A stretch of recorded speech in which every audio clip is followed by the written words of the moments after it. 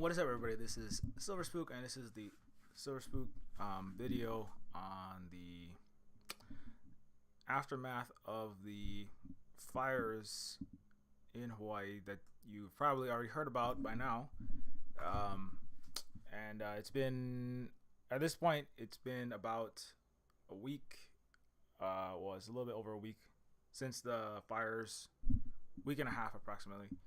And so I just wanted to kind of make another video about what has happened since that point, because it was basically, I think the first one that I did was about a few days after, and like what had just, it's kind of just in the immediate blaze and the kind of chaos and havoc and destruction. And I wanted to do another one just kind of like what has happened since then. And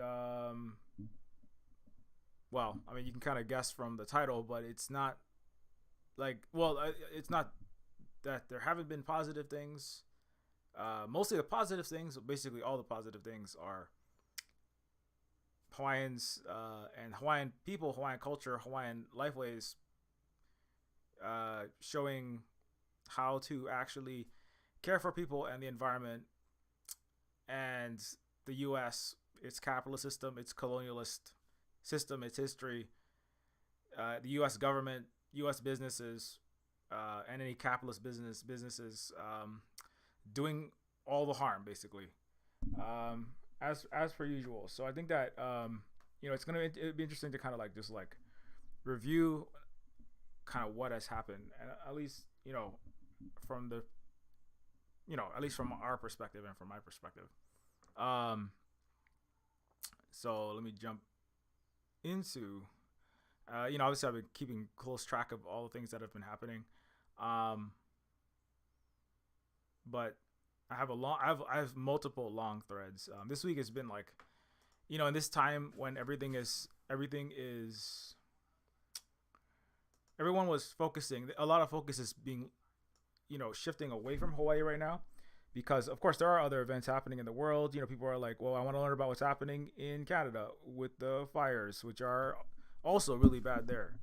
Like unprecedented is kind of putting it lightly. Even there's things happening there's a hurricane that's now a storm. It's going to be the first tropical storm making landfall in California since they even had a tropical storm warning system. So there's that hurricane/tropical storm Hillary that's, I think, hitting right now. So there's lots of things that are happening, lots of disasters related to climate change and extreme environmental changes, weather, etc. And so, but this week there was a real focus on Hawaii. So I wanted to make sure that everybody learned. Number one is, of course, if you don't read anything else or do anything else, make sure you go and read this thread that I made. It's actually, I think this is more important that people understand this rather than just the immediate what has happened, because every day there's going to be another 5 or more mega disasters. Things like Maui happen every day. People are dying in not even natural disasters, human colonial capitalist made disasters like wars that the U.S. is currently fighting. Those are disasters, right? So every day more people die in a U.S. capitalist caused proxy war or war of some kind than died in the Maui fires, like every single day. And actually there was a bigger war even recently. Did you know that more people died in a war in Africa in the same time that the Ukraine war is being fought, but most people don't even realize this. I didn't realize this till somebody shared it with me. So it's important for people to get in the aftermath. It's important for people to get this context, which is the Hawaii context, but not just right now with this fire, right? Because again, people are already losing focus. People are already moving on. I saw some other Hawaiians some Hawaiians were frustrated that a lot of people that follow them on social media, on Instagram and on Twitter, aren't sharing Hawaii related stuff now related to the fires, and they're like, how come nobody's sharing these things anymore? And the reality is that's the unfortunate nature. There are positive aspects of social media. Like, I think that most people, to the extent that anyone is educated and conscious of things they need to be educated and conscious, like worldwide, certainly westwide, but it's because of social media, not because of the education system, because capitalism doesn't educate anyone. It conditions people and it brainwashes people to believe that the system that's killing the world is capable of saving it and killing everyone as well, and making mass suffering and stupidity normalized.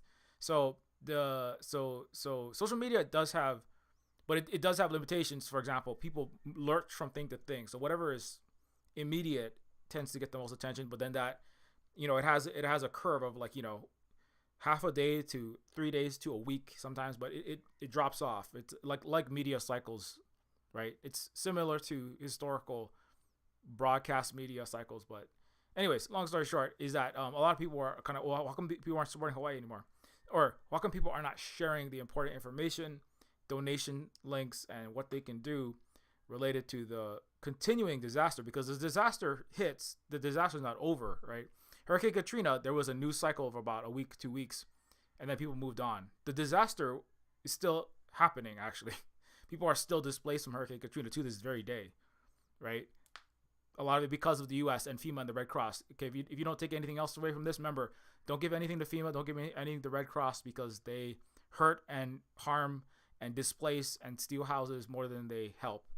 As I said, anything U.S. affiliated, I was trying to say, anything U.S. government, U.S. NGO, U.S. even nonprofit, anything affiliated with that is you should just immediately assume it is nefarious, in it for itself, corrupt, part of an authoritarian regime, which the United States is, and doing damage, which literally is the case. And we've watched it play out again, just as Puerto Rico, just as Haiti, just as Louisiana and Hurricane Katrina watched what FEMA, the Red Cross, and the U.S. do. They don't help anyone. The U.S. is doing much bigger damage even outside of its aid organizations like FEMA and the Red Cross. The U.S. is trying to destroy the world right now in the South China Sea and in that whole area. So that's the most dangerous thing that it's doing. But even in all of its smaller operations, like aid, like disaster help, it is making as much money for the richest people in the world, getting as much land. It is part of the power grab. FEMA is a land grab. FEMA is a house and land stealing operation for capitalists to take over. It's part of the shock doctrine, which Naomi Klein wrote about. Naomi Klein also recently put out an important article recently. So if you don't take, so I want to kind of go like zoom out before everybody loses total interest in anything, Hawaii related, because they're on to the next disaster. Because we can't really, it's like trying to put out fires with a squirt gun, it's like you can't, it's like trying to put out your house is on fire, like the whole house is on fire, right? And trying to put out each natural disaster after they happen. Well, it is important for people to support, give all the aid in terms of spreading awareness, in terms of getting the money to these places. Give the money directly. Holly, I'm sure, has links that will be places that you can directly, if you want to continue to support victims of the Maui fires and the continued victims of the Maui fires. There are places to support. But in the long run, simply going from disaster to disaster is not enough. The central root of the problem, which is the capitalist system, the colonial system, the imperialist system, have to be undone. And we can't deal with that if people are not also getting a wider, as I kind of mentioned, a education that encompasses a global context, a historical context, and a global historical context, not just a Western historical context, which is a capitalist colonial historical context. We need like a total historical context. So that's why I made this thread. And so if you're like, I don't have time to watch this whole stream, just read this thread. Okay, and I have threads within threads within threads within threads, so people can learn. That's why I thankfully at least 2.5 million people have seen, and I don't know, 25,000 people plus have shared it. So that's nice. You don't need to read this one specifically. Just like what I have put together over my time, and over a long time. It really took me a while to put all this together, and I kind of readjusted every time I kind of reshare the information.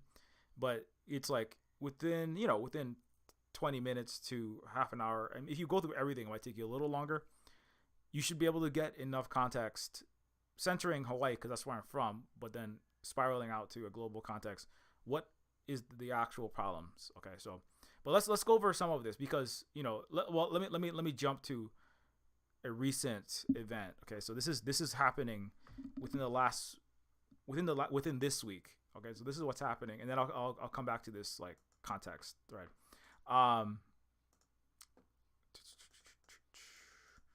Where is my okay? I know in this thread I have the link to it. So let me see if I can find it. Yeah. Okay. So yeah, this is the one specifically on the Maui. This is a thread specifically from me, specifically on Maui fires, and like the kind of timeline of that I have already talked about a lot of this last time. So, but some of the new stuff is down here. Okay, let me see if I can get that. Yeah. So, yeah. So we've known the U.S. Red Cross, FEMA, etc. have screwed us in the eruption in 2018 and countless other times. The U.S. only cares about profit and pretending it doesn't and has never cared. So, there are in this thread as well. There's a whole mountain of receipts about how the U.S., its Red Cross, its FEMA, U.S. affiliated organizations have done less than nothing. In fact, hoarded resources while people were suffering and dying after their houses burned down. And Hawaiians we've had to actually take our own boats and try to get around the Red Cross. We have to like have shipments secretly coming in or like getting away from the U.S. and its Red Cross, because the Red Cross and FEMA will try to take resources from mutual aid organizations to hide it from people. That's how can you work at Red Cross and FEMA? If you work at FEMA, it's basically psychopath training, so you can like destroy entire countries, like starting Iraq wars. That I swear, that's the kind of people that work at it. How can you take resources from people who need them, like infirm people, displaced people, whose houses are on fire, right? And then take those resources and go and stick them inside of a container and lock it up. That's what the Red Cross literally. They take resources from people who need a bed, right? Who have no house, and they hide the bed. That's what FEMA does to make it harder for people to survive. I actually think that's the real purpose of FEMA, is to deplete the mutual aid resources until everyone is so tired and broken they just sign over their house for some cash. The purpose of Red Cross and FEMA is like the monopoly man, to steal everyone's house, to facilitate the process of that. Not necessarily like FEMA is not going to have the house in FEMA's repertoire of houses, but they get it to the richest capitalists, the big corporations, the big developers. They work directly with FEMA. Well, if you sign over your house at Hurricane Katrina, right? If you sign a paper, people are still out of a house, right? They've been out. The most valuable land goes to, right, the billionaires, the millionaires, the corporations that FEMA works for as part of the U.S. And then just the regular people, right, who are not rich, who had a house in that area in Louisiana, now they're out in some crappy trailer, or they're out, they're just out of a house, right? So the goal of FEMA is to impoverish and crush and steal and hoard everything they can, and make it look, and also they buy PR for the U.S., make it look like the U.S. is doing something. The U.S. doesn't do anything for anyone. It's a capitalist country. It's premised fully on greed. And at the highest level, the U.S. government works for the greediest, right? So that's what the military-industrial complex. And it prints, the central banks print money for the people who have all the money. The U.S. military makes money for people who cause death and destruction around the world, who don't need any more money. The billionaires who have too much money get more money. And FEMA uses disasters to give people who have 50,000 houses more houses, and people who have one house and now they have 0 houses, and make sure that they never have a house again. That's the purpose of the Red Cross and FEMA. So again, don't give them any money.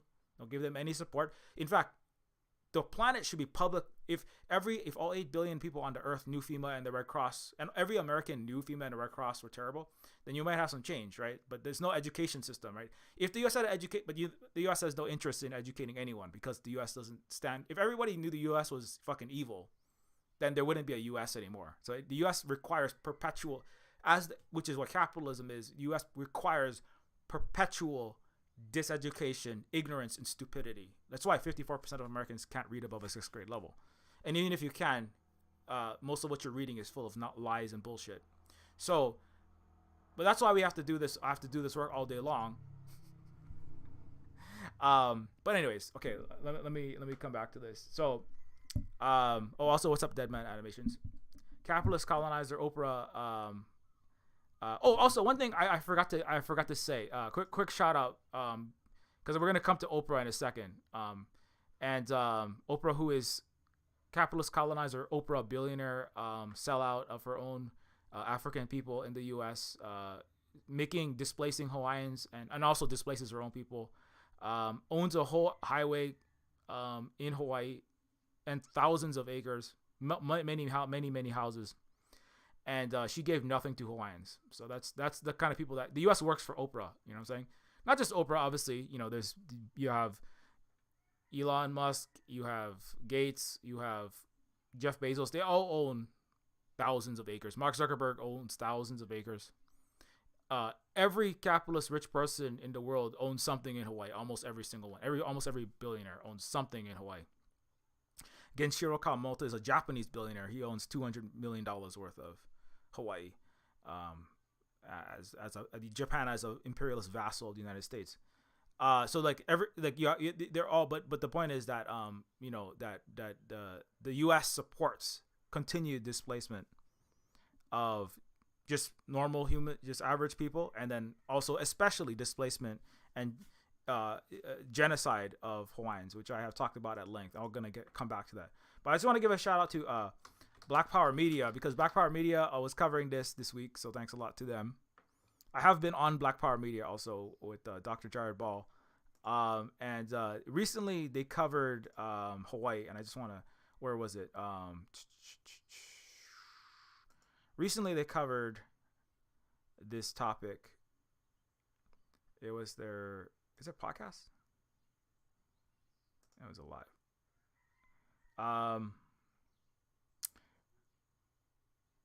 Where is it? I mean, they recently had a video. I think, was it this one? It was the one with the Maui fires. Where the heck is it? Might have been this one. Oh, you know what? It's in my Discord. Hold on. What is it? Okay, I think Holly's already got it. Did you post it? Is that it? Conversation with her, and okay, because I think the one you dropped, the link that's it. Okay, so I did get a shout out on the Black Power Black Power Media show. So I just wanted to say thanks for covering this topic. Bodies, and this woman wants to take a camera crew into the shelter where people are not only mourning their homes, but mourning their dead. And I just, again, Jackie, we can't lose sight of what is the core tenet of imperialism and capitalism. She is the media equivalent of what you reported about the developers. So anyways, I did get a shout out from Black Power Media somewhere right around this area for coming on, because I did come on their show and say, do not come to Hawaii, do not fly to Hawaii, do not vacation in Hawaii, and I gave. Thanks also for covering this topic, including the horrible power, land, and water grabs that are currently happening that are inside of Hawaii, thanks to Black Power Media. Anyways, so but yeah, so Oprah came to Hawaii, one of many, and she came to Hawaii. Again, if she really cared, what she could have done was take her 2,000 acres, right, and house Hawaiians with those 2,000 acres, right? She has multiple houses, right? Multiple houses in Hawaii. She could have put Hawaiians up in them. She's not using those houses. She doesn't need those houses, right? She could have just allowed Hawaiians to even stay on some of that land. But Oprah didn't open that land. She owns a highway that actually, this highway that she owns could make it easier for Hawaiians to get and make the traffic and congestion and just allow access to different areas in Hawaii easier. But Oprah has a private highway. She has a private, what does Oprah need a private? She doesn't live in Hawaii. She just owns Hawaii. Oprah is one of the non-present landlords who literally leave empty houses sitting empty in Hawaii. Fun fact, most homes in Hawaii, in a lot of places, most apartment buildings, most homes are empty in many, many areas. Hawaii has one of the highest non-present landlord rates. I mean, the person that owns the house or the apartment doesn't live there and isn't even renting it out. They're just leaving it empty. So, and you ask, like, why are Hawaiians homeless? Why are Hawaiians forced? Why do most Hawaiians can't afford to live in their own homeland? I can't afford to live in my own Hawaiian, city and town of birth, because I can't. There's no space for me to live in. The housing cost is like 1.2 million, right? Part of the reason why is because people like Oprah, people like Bill Gates, use Hawaii as investment vehicles to have their because people like rents are terrible in many places, obviously, and like the capitalism and capitalists and the ultra rich use rent and the threat of violence by the police to make sure you pay exorbitant rents for the housing to make money, right? And they do take money from rent. But there's another way that you can make money without even having anybody inside the house, right? That's actually the biggest money-making opportunity for the richest people in the world, is to literally just use houses as like wood and roofed bank vaults, or they use apartment buildings like glass and steel girder and concrete. They're just like vertical bank vaults. Like, I'm not even joking. I have a whole short TikTok video that's just about that. They build New York City, Toronto, Vancouver, Los Angeles, Tokyo, London. They build like vertical skyscrapers built to not house anyone. They're just giant buildings that buy off some of the construction industry, upper crust, paid off reactionary union, mostly white dude people, and store money. It's just next year this skyscraper will be worth more. That's why they're trying to get everyone to go back to work, so that whole system doesn't implode. When people wake up and realize that a lot of these buildings and houses aren't worth what they were. Oprah's house should not be costing $2-3 million per house, right? But Oprah doesn't care. Bill Gates don't care. The Elons don't care.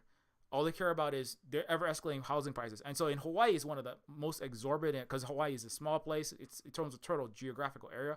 It's islands.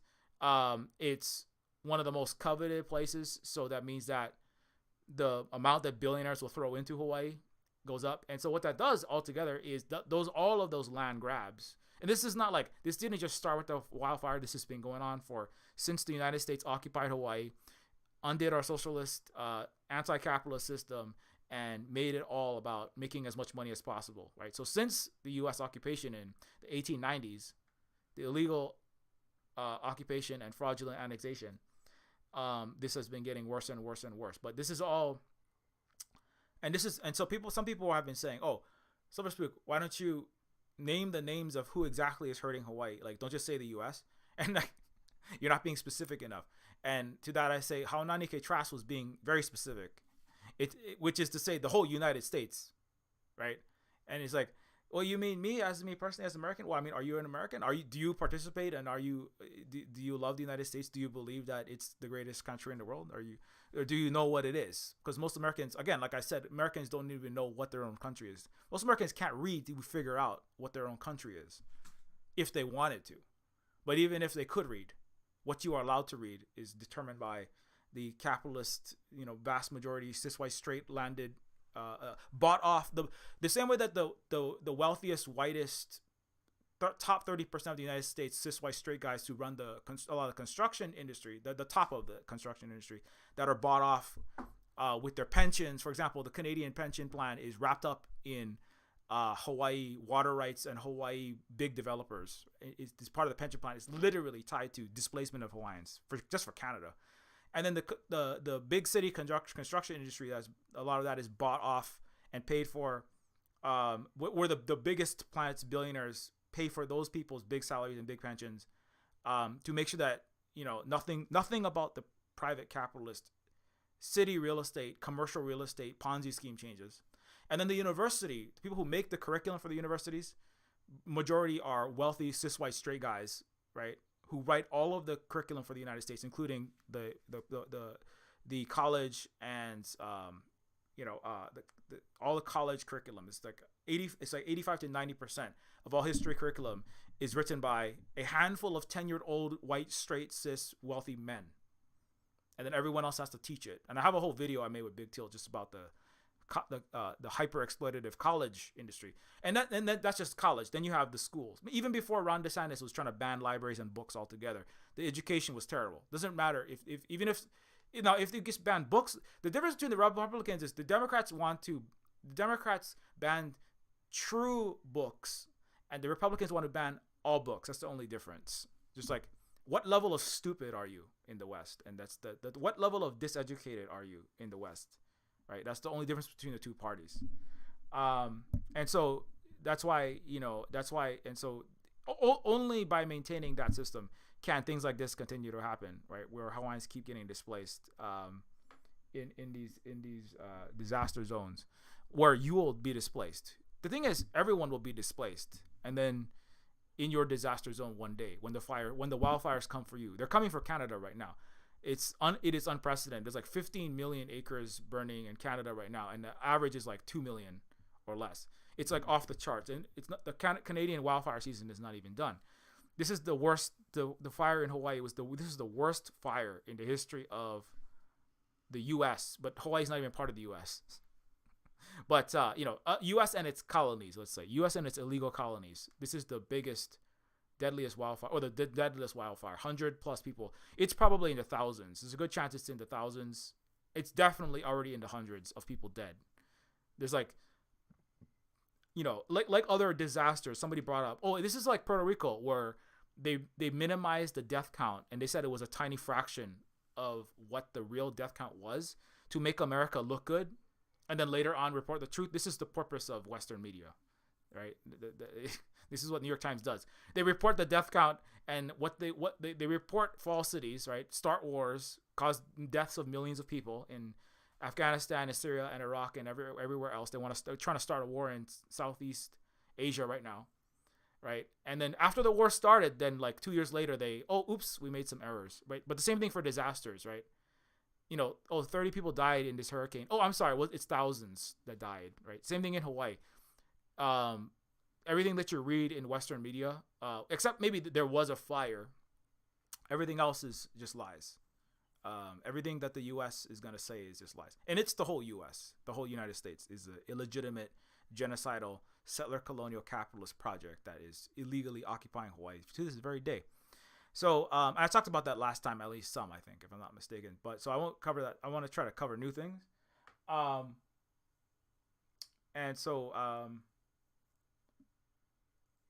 Anyways, what's up, Dig Teal? Also, just checking the chat real fast. Shout out to everybody in the chat.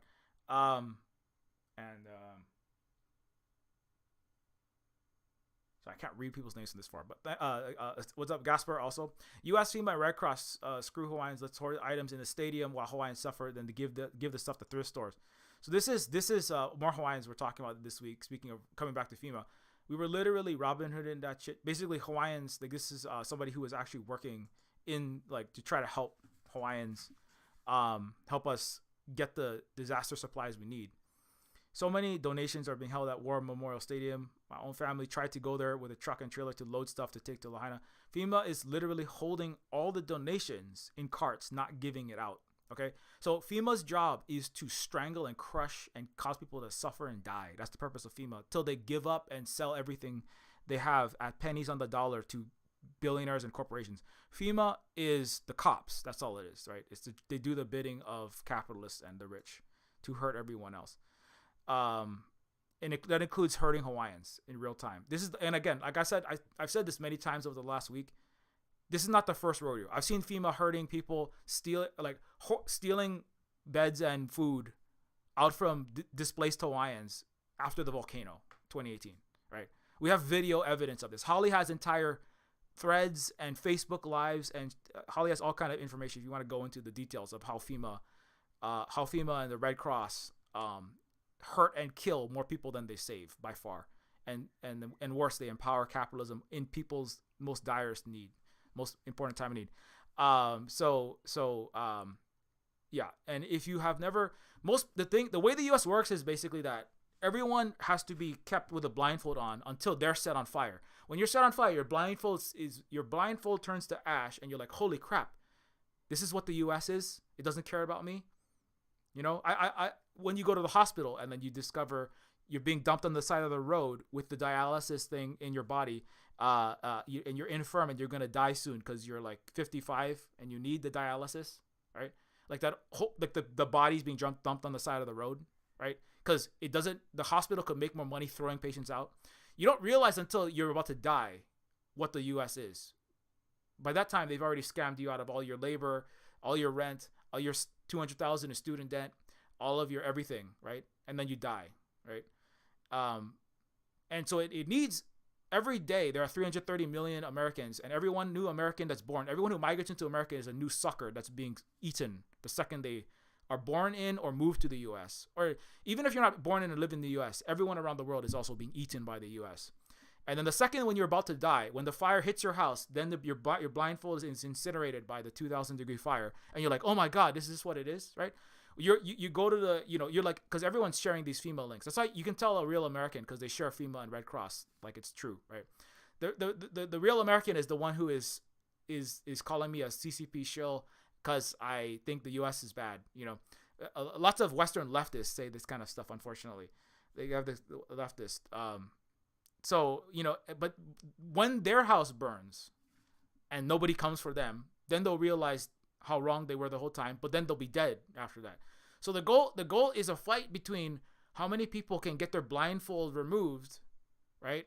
Can we get 300 million blindfolds removed before people are about to die in a wildfire or a flood or a hurricane, or because their critical medications and heart transplant and basic vaccines and medical procedures that they needed aren't there when they need it, right? And then the cops come and murder them, right, for just standing around while black in the street, or just standing around next to black people, right?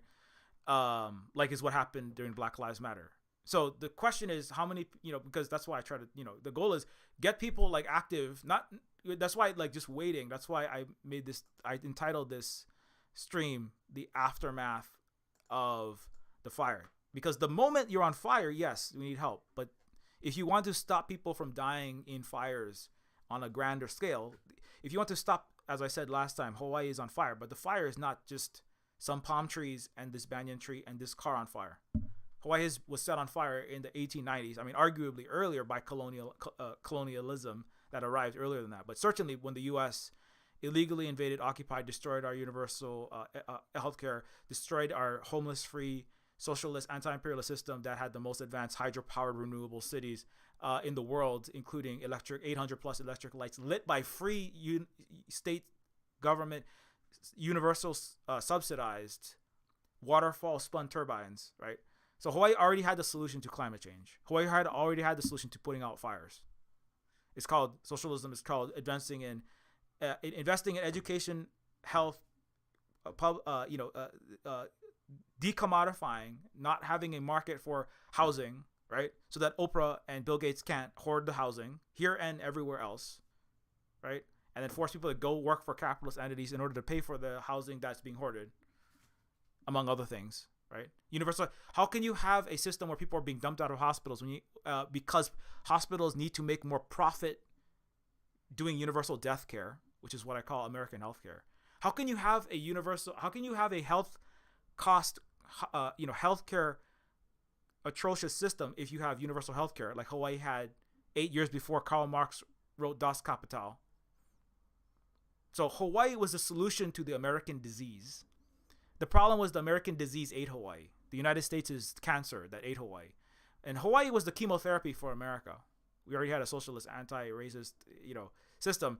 But the problem is the cancer ate the chemotherapy. But not fully. So we're working on doing that process. Part of that is people knowing, that they have the problems. But anyways, so that's why I'm kind of going over these things. So Hawaiians had to try to get resources away from FEMA to get them to people who needed it. Hawaiians, just like in trucks. There's videos of this. There's a lot of videos about this. There you can go and watch. Our people, the same waters that our people just died in 3 days ago are the same waters the very next day these visitors, tourists were swimming in. And that says a lot about where their heart and mind is through all of this and where our heart and mind is. You don't see our people swimming, snorkeling, surfing. Nobody is having fun in tragedy and continuing their lives like nothing has happened. There is two Hawaiis right now. There's the Hawaii we're living in and the Hawaii they're living in, they're visiting in. So, they're and at the same time, so everyone who's visiting Hawaii, number one, you shouldn't be visiting Hawaii for reasons that I constantly go over, but we can go over them again if you need to go over them. You can go read the thread. I have an entire thread just about why you don't visit Hawaii. Not now. You can visit Cuba, you can visit China, you can visit other places, right? That have where the tourism is determined by the population who have control of the government. Americans don't have control over the government. Hawaiians, we don't have control over our government, right? You have a plutocracy. Your government is controlled by the 1%. You know how this works, right? But places like Cuba, where the people actually have a democracy, where the people decide collectively, and what the government does is in the best interest. What the businesses do, like for example, the government controls the tourism industry in Cuba, right? And so then the revenue from the tourism in Cuba goes to pay for housing, healthcare, and education, and build roads in Cuba, right? Whereas the revenue from tourism in Hawaii goes to enrich Bill Gates and Oprah and Marriott conglomerate, Hyatt, all these mega corporations, and hurts us. So that's the difference, right? When you visit Hawaii, unlike what many Americans constantly are telling themselves, right? Because Americans, they're either ignorant or they're cowards, right? So if they know the truth that you're hurting Hawaiians, they're just being terrible humans. But when they're telling, Hawaiians need tourism, it helps their economy. It doesn't help their economy. It doesn't help their economy. I don't know how many times I'm gonna make I don't know. There are entire receipts that I'm sure Holly will have for you if you would like to read them. I'm jumping around on a lot, I know, but I'll come back to the tourism one though, maybe later on. But the long story short is 75 to 90% of Hawaiian and businesses are not tourism related. Almost all the money, the studies have been done. Most of the money that comes in through tourism leaves Hawaii, like 90+% of it. Like 97 cents of every dollar doesn't even stay in Hawaii. It goes straight to New York City or Los Angeles, whoever owns it. The jobs that are created are the worst jobs. They don't pay living salaries. We have to work 3 tourism jobs to survive, even if we wanted to try to survive in Hawaii. And then also the zero Hawaiians. So somebody's what tourist businesses are owned by Hawaiians? I can support that one. Zero tourist hotels are owned by Hawaiians. That's just the fact. Every single one of the hotels is a U.S., foreign, Japanese, foreign, some other owned entity, or it's a white capitalist settler owned or Japanese settler owned hotel. So you literally cannot support Hawaiians. There's no possible way to do that. You only hurt Hawaiians. You only further colonialism. You further enrich those people. Hawaiian tourism is all disgraceful lies and cultural prostitution, cultural bastardizations. All Hawaii tourism is inauthentic. So you shouldn't be visiting. One day you can visit after we have control of Hawaii. When Hawaii is independent, there's no U.S. military occupation, and there's no U.S. fraudulent government. Okay? So that's what you can do to further that. Until then, you go visit Cuba. Give them money so that they can have healthcare and housing and things they need in tourism that is not culturally appropriative of Cuban culture, of Cuban tourism that has the consent of the Cuban people, right? Or go to China where you can learn what an actual civilization looks like, where the people also, it benefits them. You can visit Xinjiang. It actually helps the people in that region, and you can go see if you can find some human rights violations. Okay? Actually, that would actually help. There's a lot of Western leftists that are just constantly talking about human rights violations while violating my human rights by visiting Hawaii. You should go visit Xinjiang instead and see and then go see what you don't believe that what I just said. You can go visit and find out for yourself, right? and find out what a backwards country the U.S. is that has 1,000 times more homelessness, 1,000 times higher cost of many basic goods, has a country that has $300 average rent, where the U.S. has $2,000 average rent, a country that has $700 for the greatest university in the world, ranked relative to the U.S. that has $94,000 to go to the University of Philadelphia. Okay, so you go find out what a civilization is like that doesn't prioritize profit over people in your vacation, but you can't come to Hawaii. Because when you come to Hawaii, you hurt us. And you destroy the land also. You also just, because the tourism industry, the way that it operates here, it eats all the land. It turns it all into brush fire, mega fire causing non-native grass, right? It wastes the water. It benefits the U.S. military that also destroys everything in Hawaii, poisons the water supply. So when you visit Hawaii, you are being a destroyer, period. Okay? And you don't like that, okay? Then go cry to, go cry to George Washington on your dollar bills that you're going to spend in Cuba. Anyways, thousands more Hawaiians are homeless from the fires. The richest Americans all own thousands of acres in Hawaii, while most Hawaiians don't own a single acre of our U.S. illegally occupied home. They make dollars speculating and use us as a resort while we work for starvation wages. So again, if you don't know, just a couple other statistics. Jeff owns $100 million plus worth of Hawaii. He also owns entire ocean front. Like, he owns the water. He owns the ocean in Hawaii, Jeff Bezos. He has gotten laws rewritten because America doesn't have laws. America has whatever the richest, most horrible people on the planet want. They can just buy new laws. That's how the 0809 financial crisis works. They just, did I do a crime by taking trillions of dollars with credit default swaps and repackaging underwater mortgages as AAA rated bonds and sticking them in the city infrastructure funds? Oh, well, let me just rewrite a new law by buying Congress and the president and the Supreme Court. That's what the rich do. And so Jeff Bezos rewrote laws so that he could own the ocean in Hawaii. That's another cool thing that America allows. Mark Zuckerberg bought $100 million of property. He has 1,200 acres. Mark Zuckerberg bought a freshwater reservoir. Mark Zuckerberg is literal Immortan Joe. Speaking of water grabs, Mark Zuckerberg literally bought entire reservoir of fresh water, starving Hawaiians. That's his job, is to cause us to die in fires and make tons of money doing that. And it's not just Mark Zuckerberg, it's America that lets him do that. It's the United States. It's US, it's capitalist system, it's US government, it's US nonprofits, it's US military, and it's the US the US police and the US military and the US FEMA and the US Red Cross that help him do that. FEMA is going to give Mark Zuckerberg another 1,000 acres of Hawaii. That's what it's going to help do.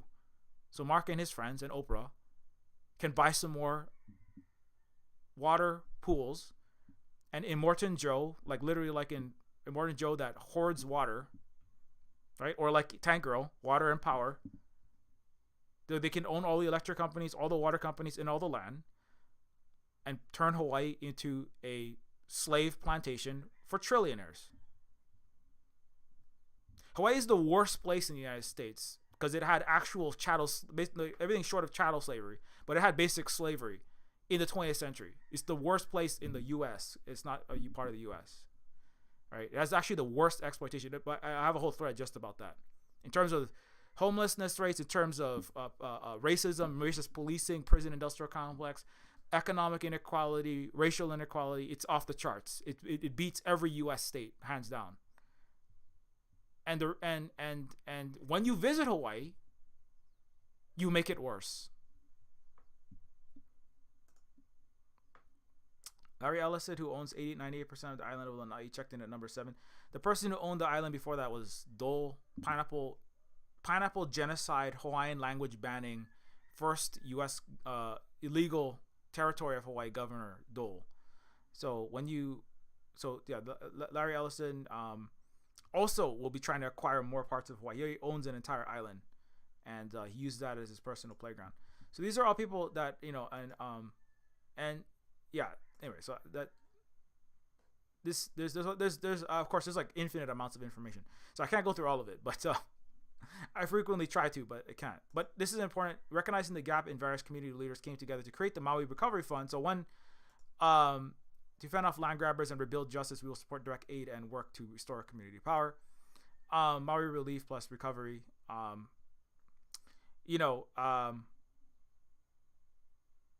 As grand grabbers prey on families who have lost everything, a whole dear, we also reorganize our community to establish supply hubs, checks, advocate for additional FEMA.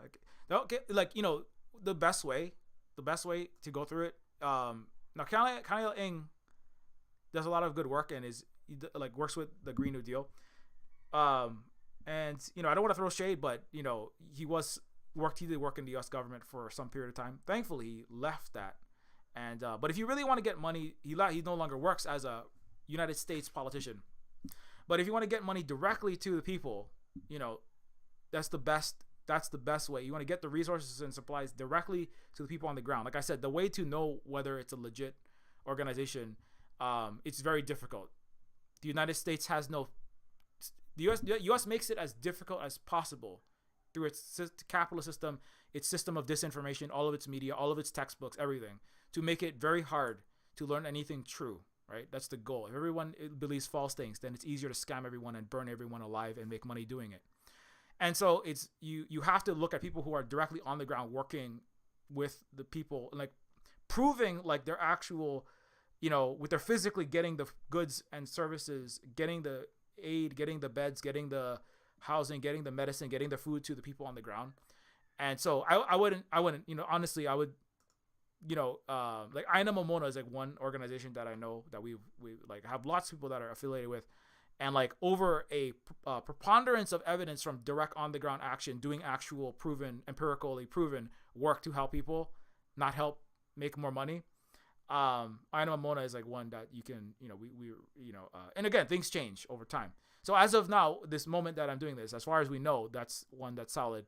And then there's a list of people. There's lists that have been made of people who need the help that you can get the help to directly. Because even in Hawaii, there are people who are bought and paid for, and even then, Hawaiians unfortunately are pushed into selling their souls out. Like this guy, Manuel Raposo, who was a professor. He was a Hawaiian professor in Hawaii, and he acted as a member of Kalo LLC, which was just a shell company, to look like Mark Zuckerberg wasn't the one.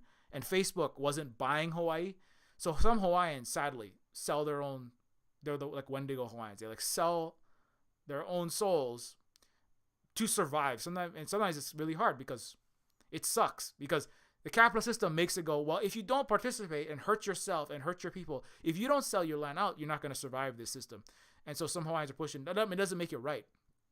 But this was somebody who was just to show like the depths to which the capitalist system will try to even pretend to be native Hawaiian organizations. So big corporations, Mark Zuckerberg, will pretend to be a native Hawaiian place of education and sustainability called Kalo LLC, right? And most Americans, they can't speak Hawaiian, right? You're going to see North Shore Kalo LLC and you're going to think, oh, that sounds like a great Hawaiian organization. I will donate money to them, right? They have a nice little Twitter. They have a nice social media site. They have a nice website that has pictures of Hawaiians smiling, holding hands with Mark Zuckerberg. Or no, they just have Hawaiians. Just a bunch of nice smiling Hawaiians. That's why it's I'm not gonna sugarcoat it. It's hard to know what you're doing. Most money that comes to Hawaii in aid and donations, money to help Hawaiians, is going straight into the pockets of the richest. All the FEMA and Red Cross money guaranteed is going to hurt Hawaiians and going to hurt people. Almost all the money people donate to Hawaii for nonprofits, for NGOs, even, it really sucks. But that's why you have to be really, really discerning. And you really have to look at like what the stances and what the activists that are actually doing action on the ground. You have to go through those networks of trust, anti-imperialist, anti-capitalist, anti-colonial. There has to be all of those things. And not just say it, because there's Voshite fake leftists all over the place, right? That are like CIA tube. There's like CIA Twitter, the CIA Instagram, the CIA Vosh, right? There's CIA CIA Twitch. All they do is, right, do the bidding of imperial capitalism, right, while pretending to be left. They just spot the State Department, U.S. Empire's talking points, right? Like, oh, we better support this new proxy war. Oh, we can't, like, supporting black people will cause white genocide and all these ridiculous stories. You know, and so, and these people are like, well, we can't support Hawaiians because Hawaiians will, land back means having an ethno state where indigenous people enslave white people. This is the kind of talking points. And so just having left, even just saying the word anti-imperialist, I've seen lots of people say anti-imperialist, but they're just, I don't want to fight a war in Ukraine. I want to fight a war against Russia, right? Those are the two parties of the U.S. You have the Democrats are like, I want to fight imperialist capitalist proxy war in Ukraine, and then you have the right and the so-called left that's like, I want to fight a. Then you have the anti-tanky and the Republican right. They're all the same side. They say, I want to fight a proxy war against China. And so almost everything that you can consume in the West is bullshit. So that's why you have to go directly to the human beings on the ground, like doing the work, like individuals doing individual work. And then who do you individual doing this work, right? Who are just sharing things because you're just a human who like feels that it's right to feed and house people in your neighborhood, right? And that's like I know it takes a lot of work. You can't just Google that. If you Google how do I aid Hawaiians after Maui fire, almost everything you're gonna get is gonna be probably wrong, right? Like, let me just do that right now, okay? How do I help? Right, just Google that. American Red Cross, right? No, absolutely not. You're gonna kill Hawaiians with that. You're gonna displace Hawaiians with that. Maui United Way, absolutely not. I don't know about the other ones. Hawaii Community Foundation sounds, I mean, you know, what is this? Sounds super sus, you know, like, it sounds like another nonprofit shell company to take money and launder money to buy off more senators, governors, representatives, and politicians. That's what most I've worked for nonprofits in Hawaii. Almost every nonprofit in Hawaii, 501c3, all those, they're all just money laundering schemes. So that people give money to them. They give money to take pictures in, like some senator and representative takes pictures in holding a Hawaiian's hand while they vote to help the U.S. military displace Hawaiians, while they give more money they give more land deals, and they get bought off by the tourism industry to do more mega developments and displace more Hawaiians. Everything that you can Google that will tell you this is how you help Hawaiians, false. Absolutely just bullshit. I'm just looking at it. It's all garbage. Okay. So don't ever go through any mainstream Western capitalist anything to find out anything. Everything you're going to get is false when it really matters, especially in the times of need. I know, but just looking, I've been like, this is without even me researching every single one of these, but I know some of these. Just looking at them, like, no, absolutely not. No, Salvation Army, no, absolutely not. Racist Western garbage. I mean, I know Food Not Bombs. FEMA took food and medicine from Food Not Bombs in Hurricane Katrina. So it's like, is FEMA and the U.S. attacking the organization, right? Then it's probably a good chance that it might be doing something. I'm not saying it's a guarantee. I'm just saying, like, if FEMA and the Red Cross are trying to stop an organization from working, that's what the FEMA and the Red Cross were trying to attack Hawaiians, like take food from Hawaiians, right? Get people to give it to FEMA and Red Cross. So those kind of organizations that are actually having their goods taken by FEMA and Red Cross might actually be trying to help people. But everything that you have given to the Red Cross and FEMA has killed people and hurt people and empowered billionaires and landlords and racist white horrible people. Because FEMA and Red Cross are very racist. They show up and they're like pat Hawaiians on the head. They're like, "Oh, you're a good little Hawaiian. You filled out that form." It's amazing that you can read with those little savage. They don't say savage, but they say like your little islander. Your little islander brain can read. They've said shit like that. Super racist. FEMA is staffed by future Victoria Nulands. FEMA is staffed by future Hillary Clinton war-starting fucking Googles. That's who FEMA is. Like, you're 19 years old. Your mommy and daddy were like Wall Street executives, and your uncle is like somebody who is selling Lockheed Martin jets, right? And you're like, what am I gonna do with my life, right? What am I gonna do in my party? What am I gonna do to pad out my resume before I go work for the fucking Rand Corporation, right? Then you go work for FEMA. You work for Red Cross. It's all like 6'2" wasps from fucking Connecticut. Racist pieces of shit. And then after some white racist FEMA Red Cross worker takes goods from black and brown impoverished people and poor white people, right? That's practice for being a psychopath working in DC as an American politician, neocon, neolib. working in Wall Street. So FEMA and Red Cross is training to be a horrible sociopathic murderer. That's what FEMA's for. Because I don't know how do you take goods away from people when they're dying and starving, right? How do you do that? I want to interview a FEMA worker one day and just say, like, how do you, like, take food out of 90-year-old grandma's mouths, right, and just stick it inside of a duct tape cellar? How do you do that, right? How does Hillary Clinton defend 14-year-old child rapists? I don't know how she did that, but it's a similar process. I think maybe Hillary Clinton worked at FEMA first. That's how she learned how to be a psycho.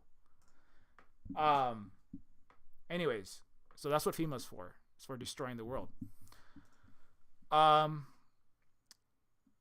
This is what being native Hawaiian is like for real. Not only are we having to respond to Hawaii needs tourism arguments, how did the fire start? By the way, feel free to follow anybody that I'm putting up on the screen.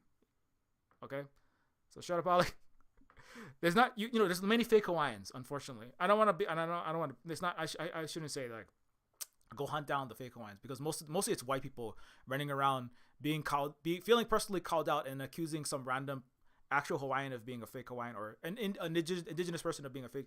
Indigenous people, if there is somebody who is like, I don't know what they're saying, they seems kind of sus, they don't just, like, go out and go, oh, that's a fake indigenous. That's not what, that's not how we do that kind of stuff. When it's the United States Empire that is, like, historically with massive mountains of receipts, right, and the U.S. military and the U.S.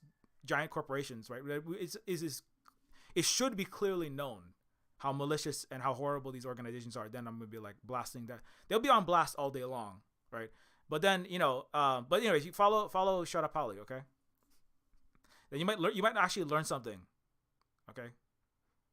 You have to get your education from the Black, indigenous, people of color, anti-colonial, anti-capitalist, anti-imperial, direct resistors, And I just like said that one time and then I ran for office, right?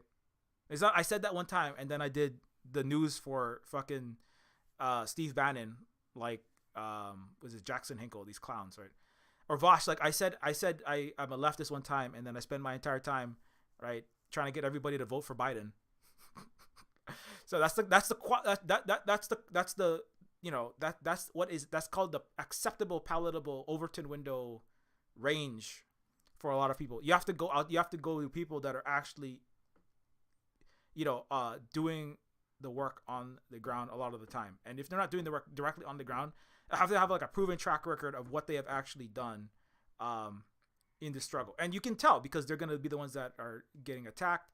They're the ones that are going to be, like, not making a lot of money. Like, we're not making a lot of money. We're not rich over here.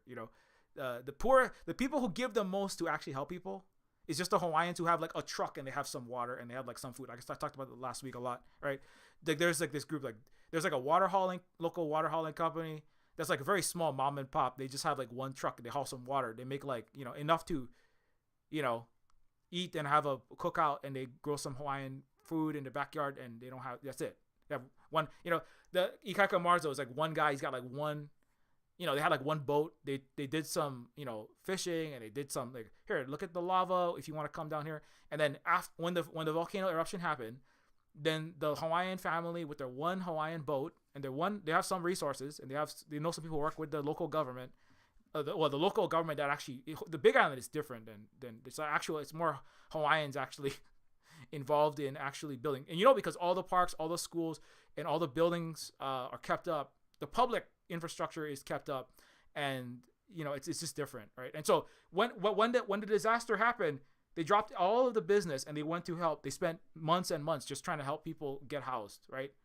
What little money they had, they didn't have very much, all went to getting food and housing to help.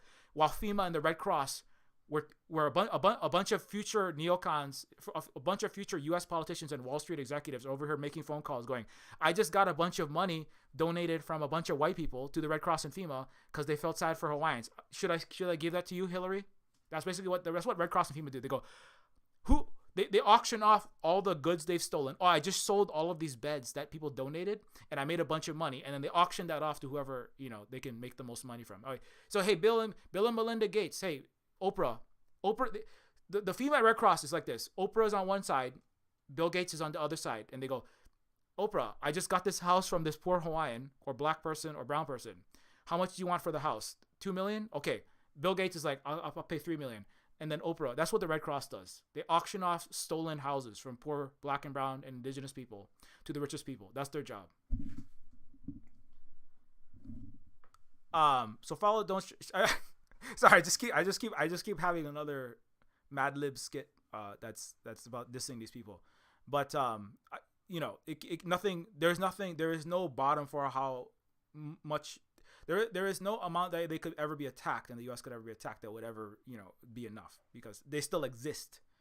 It's like what amount of cancer should be allowed to, like how many neocytes of leukemia should be allowed to swim in your bloodstream, right?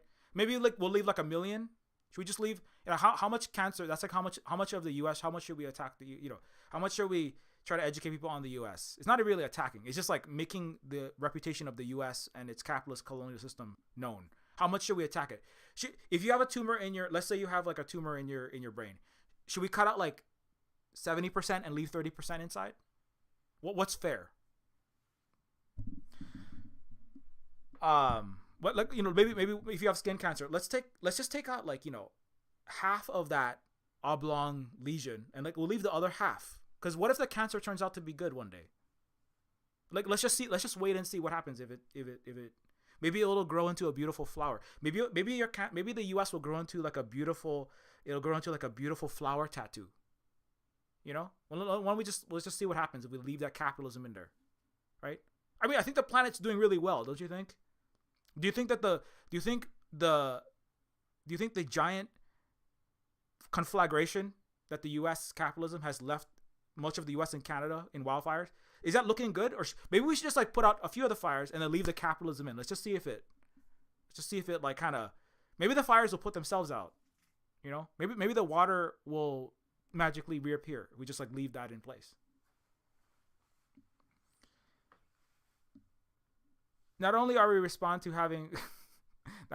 to respond to Hawaii's tourism arguments, how did the fire start theories, Dems versus Republican debates, but every argument about whether Hawaii is or should be a part of the U.S. and what being Hawaiian means on top of a mountain of grief. So that this is like, I definitely, when I read that, I'm like, yeah, I feel that it's being indigenous and being Hawaiian is called being tired as fuck. It's called being it's having to do 5 jobs while you're having your own existence annihilated in every way, right? And then your family is every day learning a new tragedy is happening, and then you still have to do the 5 jobs. Well, what white people complain that one time you hurt their feelings.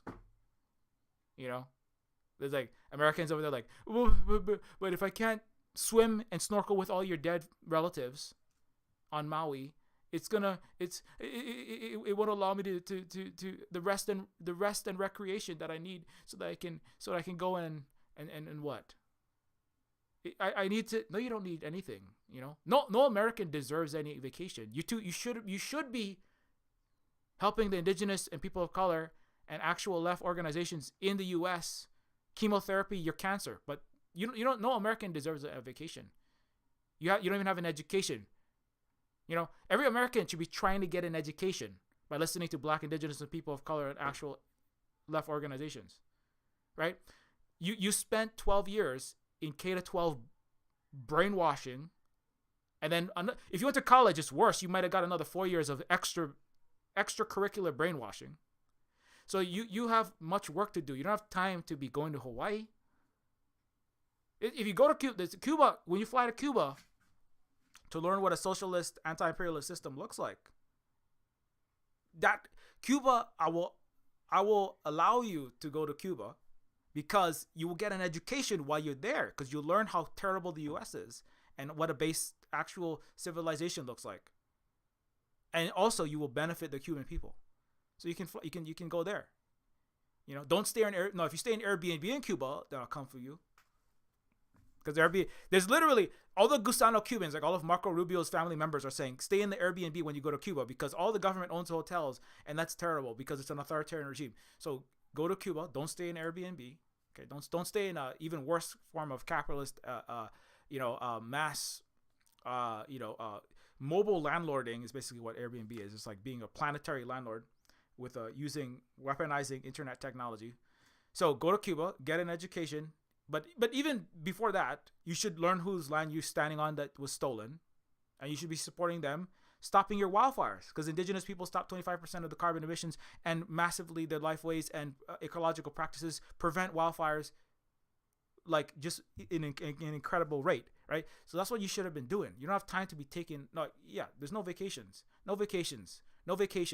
Every person taking a vacation in Maui, I'm gonna say, you should just, everyone, you keep shaming, because people are saying it's hard for me to vacation now. It's hard for me to vacation to Hawaii because I just feel like I'm gonna be attacked for a vacation in Hawaii. Yeah, you should feel attacked. There should be a thick tension in the air that you can cut with a knife, like you're cutting through the dead trees that are gonna be burning your entire town down. That's how thick the tension should be. When you say I'm gonna travel to Hawaii, you should be attacked, shamed, socially ostracized. That's that's because that's not people. If the West was rational, like grown-ups who don't act based on actual sheeple groupthink, which is everyone's going to Hawaii. And so, if people could actually understand and just respect the wishes of indigenous people and do things because it's the right thing to do, then we wouldn't have to be socially shaming you. I don't have to be so, up in your face. But there are not reasonable people in the Western capitalist world for the most part. So it's going to be, if anyone who flies to Hawaii, they're committing genocide. If you fly to Hawaii and then you talk about you care about human rights, if you say land back at your university and then you fly to Hawaii, you're absolute hypocrite. You're pro-genocide. You're pro-anti-indigenous people.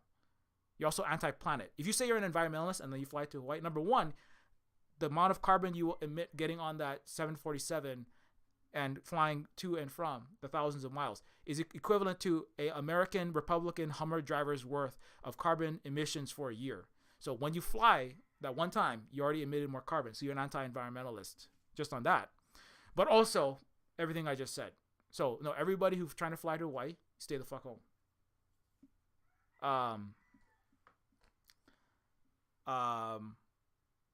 Okay. Still trying to live barely normal lives with family issues, financial struggles, kids, work, schools, etc. Hawaii is the hardest place to survive in. It's the most capitalist oppression in Hawaii by far. Missouri study concluded that. So I don't want to hear, oh, my life is so hard. Your life is not hard. Your life is not. It's harder to be in Iraq or Afghanistan or getting blown up or being starved in Africa.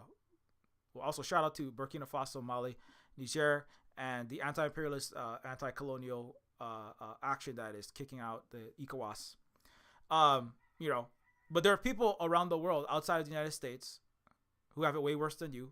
And you don't deserve it. You don't deserve a vacation. You don't deserve it. You haven't done your work, the actual important work of taking your country back. So until you've done the work of taking your country back in the United States, you're not flying anywhere. You don't get a vacation until you have done your job. Your job is not, just showing up to McDonald's or showing up to the Walmart to get exploited and benefiting a capitalist corporation to make millions of dollars doing needless capitalist profiteering. Your work is to take your country back. You haven't done that, so you don't deserve a vacation. Till every African, like I said before, till every person in Africa has taken 5 vacations to Cuba or China to ride theme park rides, to see to ride the new Che Guevara themed teacups, or to go to China and ride the dragon rides that they have, and see all of their sites. That if every African person in Africa, all billion, have taken 5 vacations, then Americans and Europeans and Canadians, then you can take 1 vacation maybe. But until then, you can take a land vacation. That's what you can do. You don't deserve a break. Anyways. Now, I'm not saying that you can take a break. I mean, you don't have to work all day long in your job. I mean, you can take a break, but you don't take a vacation to Hawaii. You're not taking any vacations out of there. You're saying you need one. The reason why Africa is getting their land back and they're decolonizing is because they're like, well, we got to do this. We're not taking no breaks. And that's why they're kicking out the capitalism. Africa, Niger, Mali, they are having massive fights pushing back against the French and U.S. colonialism there, right? kicking out their puppet government. If Niger and Mali and Burkina Faso and can push out capitalist imperialist puppets, there's no excuse for why Americans can't do that too. They have way less resource. They have a lot less resources. They're in a lot harsher realities. They have direct military threats. They have like terrorist attacks all over the place. Now, part of it is it makes it more immediate that they have, but the United States is also in terrible straits. You have no excuse why you haven't taken your country back. You don't get a vacation till you have a democracy in the United States. Okay, anyways, please stop trying to infiltrate the unity. So, fuck the tourists. We should occupy Waikiki, demand donations for Lahaina before they can even step foot on our beaches and fill the water with the fucking sunscreen. So this is a Hawaiians actual, if you want to know what Hawaiians actually think, this is what, like, there are many Hawaiians who'd be like, we should, the thing is, Hawaii was occupied, and I would support Waikiki being, H1, the freeways in Hawaii, the airport should be blockaded, that's what happened. That's how we got actual change. The airport was blockaded, so nobody could fly in and out of Hawaii. The one highway that goes to and from the airport to the tourist hotels, that was blockaded. And then Waikiki was occupied. It should be occupied again. It should. It absolutely should. So I definitely would support that. Nobody should be flying in and out of Hawaii. And obviously we can't just like do that right now. But that's something that that's still probably going to be coming soon.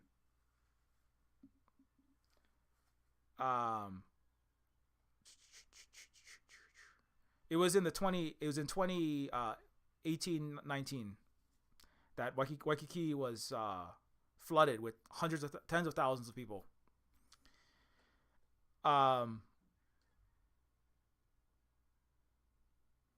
Okay, so to build back Lahaina, Maui's opportunity for land back to Native Hawaiians, it should not at all be an option for opportunists to do their continual land grabbing. So again, now the governor of Hawaii, Josh Green, right, he is a total liar, absolute abject ghoul.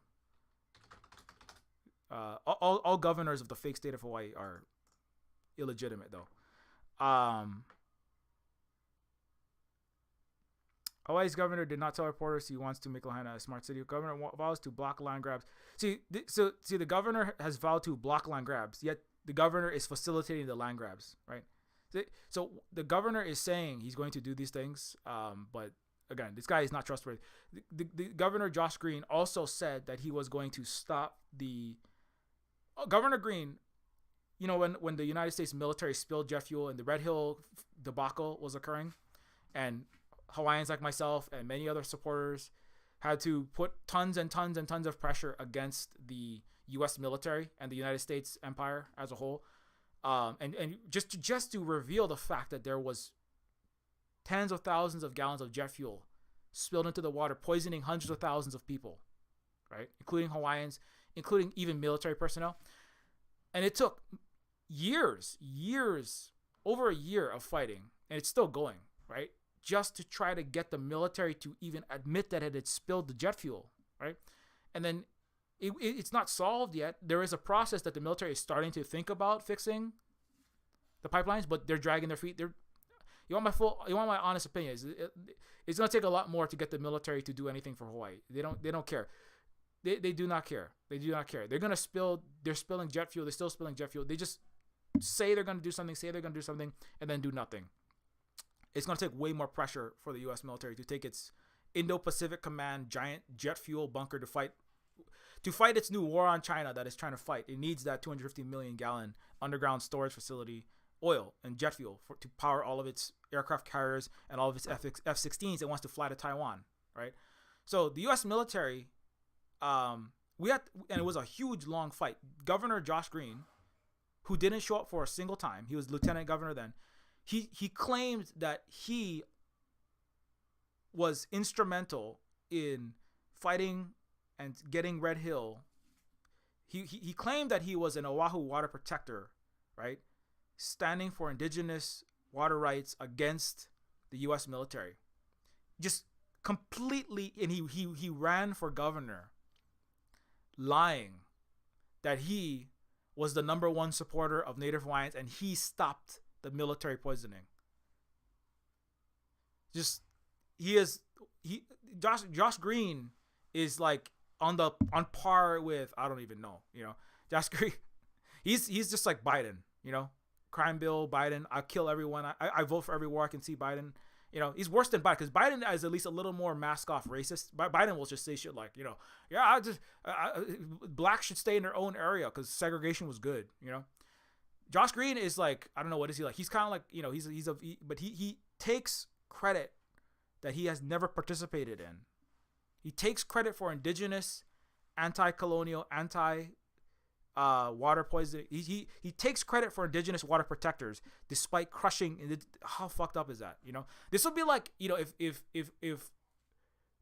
I guess he's kind of like Obama, because Obama talks about like, I did so much for America, and then he went to Flint where black people were dying because the U.S. private water and the U.S. racist capitalist system was giving poor black residents poisoned water that was causing babies to get rashes and people to get all kind of illnesses and their hair is falling out, right?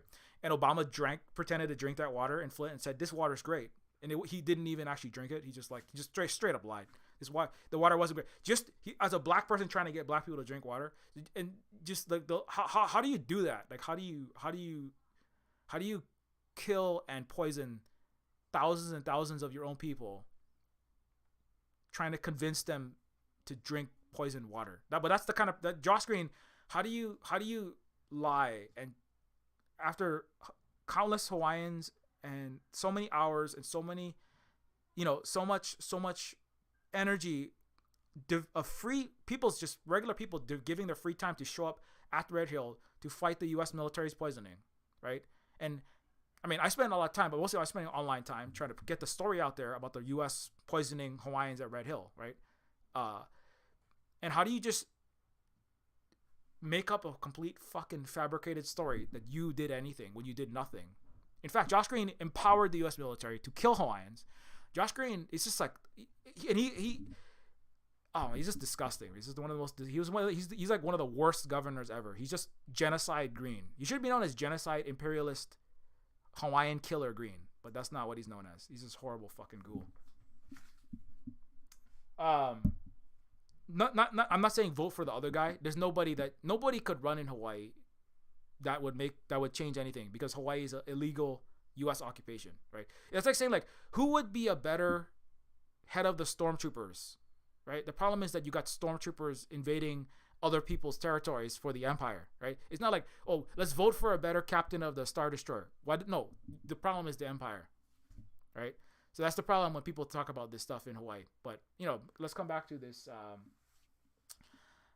build back of Lahaina. So but the reason why I brought that up is because you're gonna read about, Hawaii is helping Hawaiians not get the Josh Green is facilitating, as the governor. He's facilitating Oprah. He's facilitating all these big developers stealing. That news story about how Josh Green and the government of Hawaii, right, is gonna prevent land grabs, right?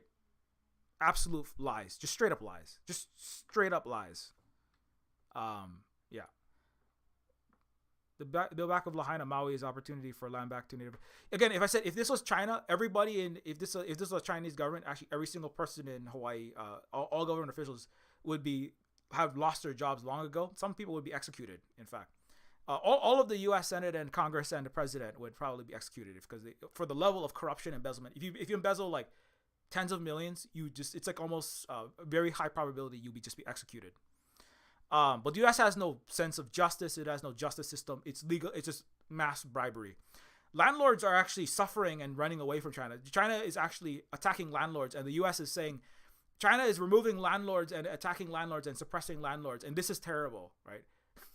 And Americans are like reading that and they're like, wait, how can can the Chinese government come and oppress some landlords over here so that my rent isn't like fucking $10,000 this month?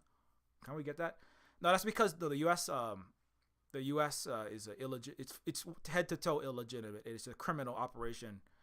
It's a planet-wide criminal operation.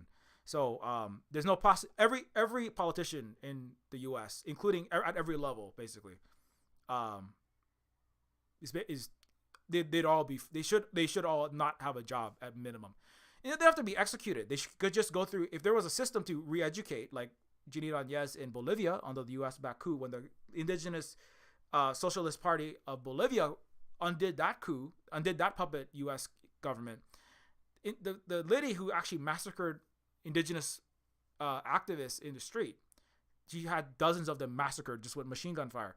They didn't execute her. They actually put her into she went to a retraining program to learn how to get a skill, right? Other than taking information and getting money from the U.S. and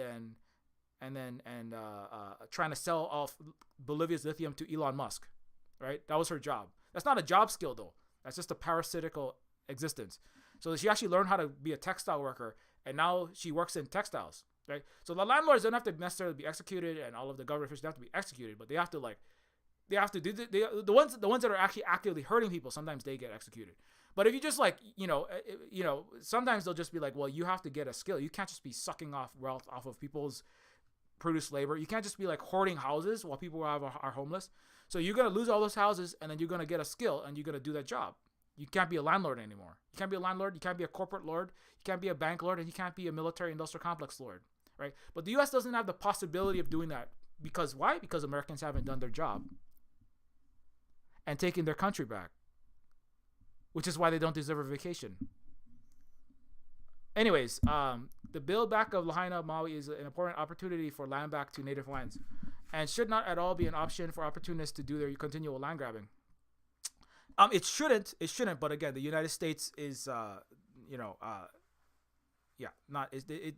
whatever they say they're going to stop the land grabbing is false. To the extent that land grabbing will be stopped is because Hawaiians and others of our supporters organize and do something about it. It's not because the U.S. is going to do anything. They're not going to do anything. The U.S. job is the U.S. would prefer all Hawaiians to be dead, culturally eradicated, or otherwise annihilated. When all Hawaiians are dead, Hananeke Trask was absolutely right. The U.S. is a death country. Hawaiians are shot 6 times more per capita than white people in Hawaii. Hawaiians are, again, the United States will not stop till every Hawaiian is dead or converted into a forceful Americanized, brown outside but white American inside, pro-capitalist military murderer in Iraq. If every Hawaiian joins the U.S. military and gives up everything that they ever knew about their own culture and history, gives up the Hawaiian language, gives everything up, maybe the U.S. will relent a little bit. Now, you will always be a second-class citizen as a brown person and a black person in the U.S., but but the U.S.'s goal is to annihilate Hawaiianness. That's why this idea that there's a Department of Indian Affairs in the United States is really a joke. And indigenous people inside the U.S., you better wake up to that. The United States has a Department of Indian Affairs, the way that the United States has the Hawaiian relations and these offices for Hawaiians to help Hawaiians out. It's not. The United States' job is to eradicate the fundamentally collectivist, which means anti-capitalist, which means anti-colonialist, which means anti-American. It is. The United States does not exist on this planet to benefit. It exists to annihilate, in the same way that the United States military job is to prevent the spread of communism, to prevent the spread of anti-capitalism. The United States domestic forces, including the Red Cross, FEMA, the police, all the so-called departments of Indian Affairs, the national parks, everything, its job is to annihilate indigeneity. Because if indigeneity is fundamentally collectivist, it's fundamentally just about caring and actually doing for other people and caring for the land and the planet and our relatives, not human and non-human. And the U.S. system is about the opposite of that. So the United States will not stop till every Hawaiian is gone and genocided and dead. And so to the extent that land back is happening, it's not going to happen, because that's why it's dangerous when people start going, if we just vote for this person, this person likes Hawaiian. No. United States only pretends to care about anyone and anything but the richest and the most powerful, selfish, greed, capitalism. The United States Congress has explicitly, all parties, explicitly voted that the United States is terminally a capitalist country. It is anti-socialist. Doesn't matter what Bernie and all these people say. The United States is a death country. It's death for the planet. It's death for indigenous people. It's finally will be death for all people. Even Western scientists could tell you that.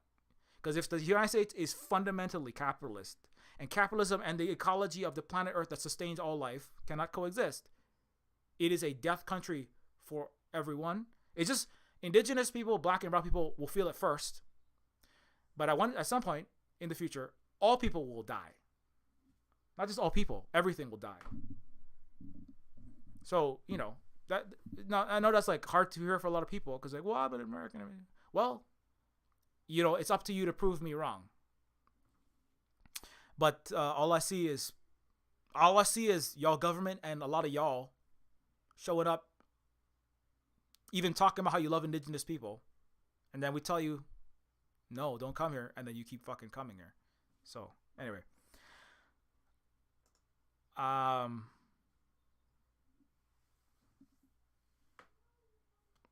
so U.S. is trying to blame Hawaiians in our sustainable practice for the fire, discussing expected American behavior.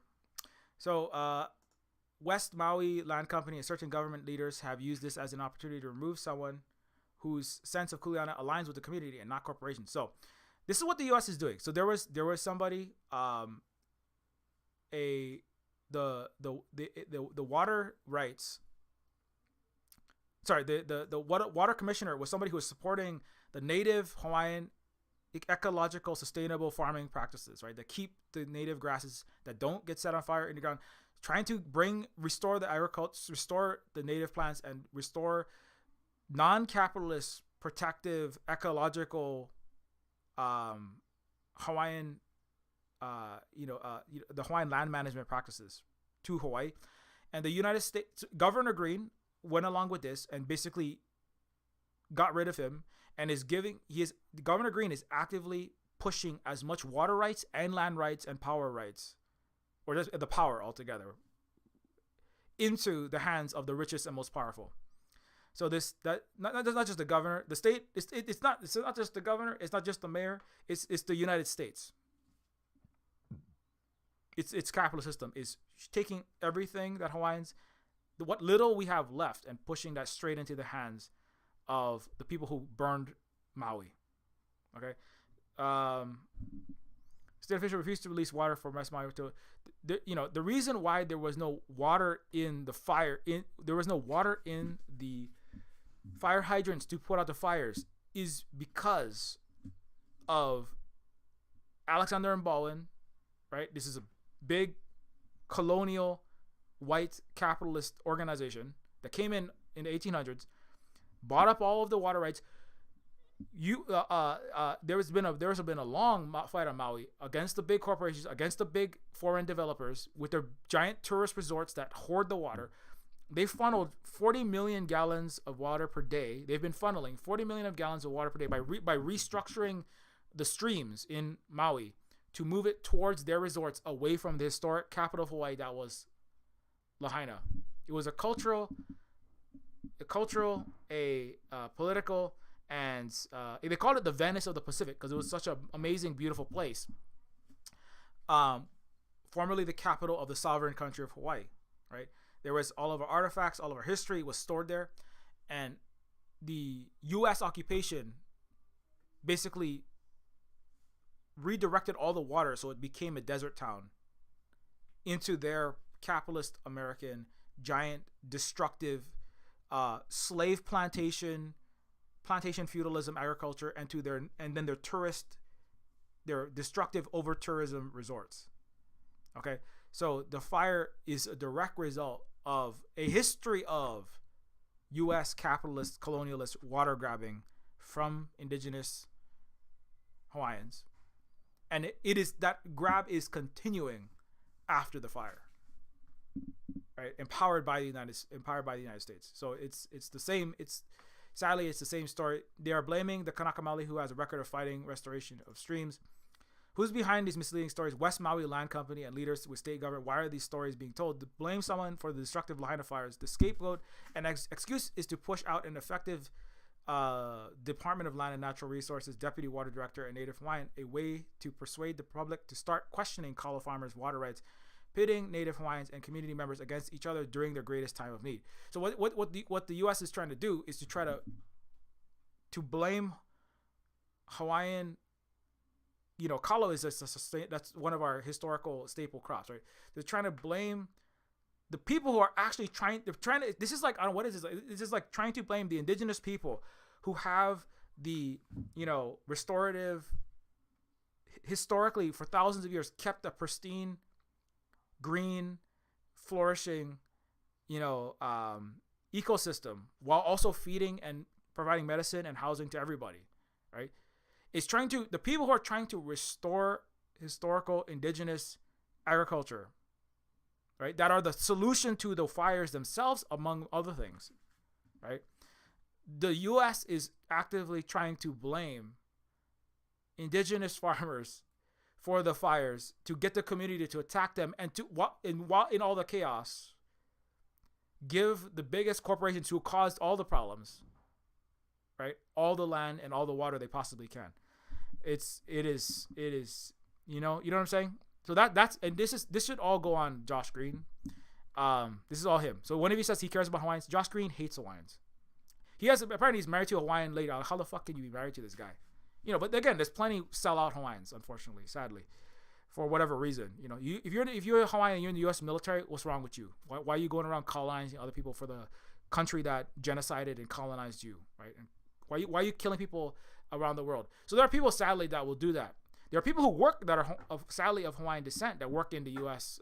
Police and the U.S. military in some of these departments, and that's the worst. Is when in the native people, that's the ultimate way to colonize, is brainwash the indigenous local population into hurting them, colonizing themselves, right? That's all over the world. That's how British do it. That's how the Japanese did that in when they occupied the areas of East Asia.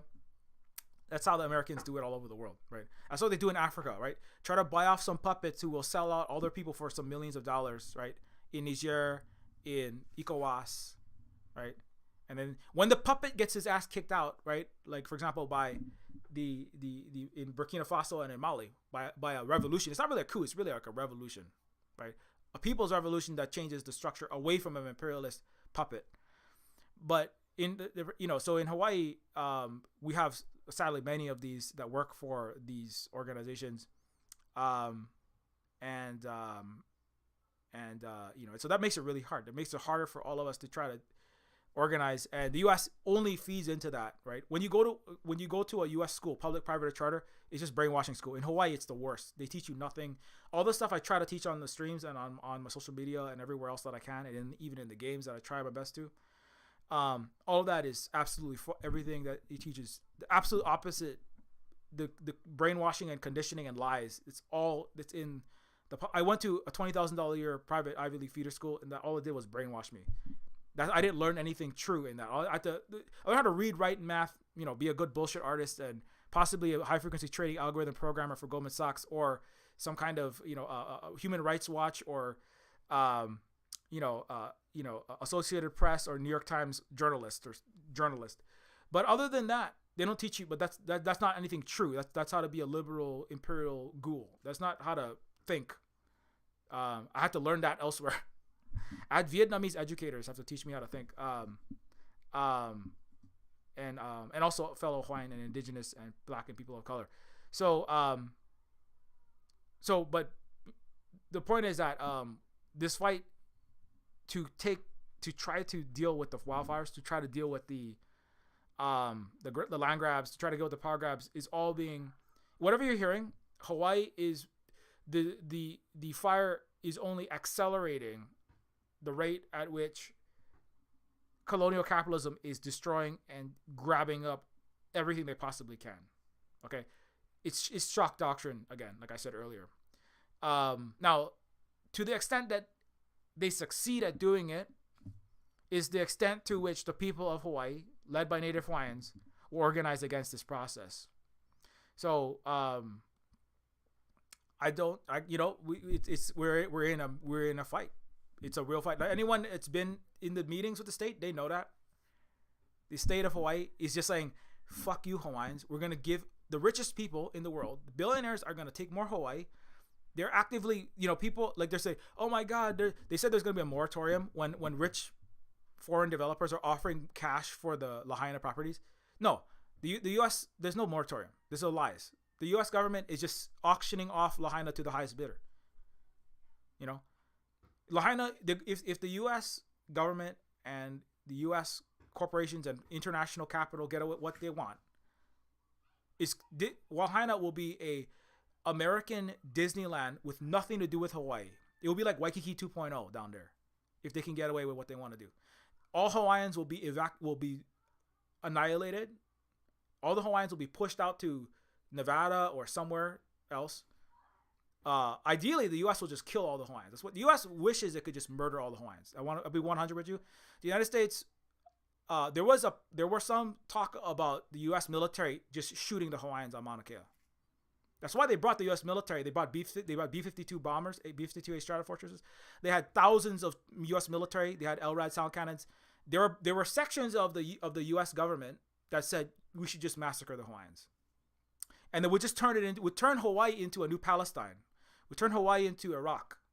But the thing is, there were too many people. They thought, well, that's going to be hard to make money, because if the international community sees Americans, if the international community sees American soldiers massacring Hawaiians, it will look bad when China and Russia and when the international reality, right? It'll be like, then we can't be throwing human rights violations over there as well. Not that the U.S. is violating human rights, but it'll be too obvious. Like we can blow up Palestinians, we can blow up Iraqis, we can blow up Syrians, we can blow up people in Afghanistan, and that's okay, because we've tarred the reputation of those people so badly in the international community that we can get away with massacring Africans and West Asians far from the U.S.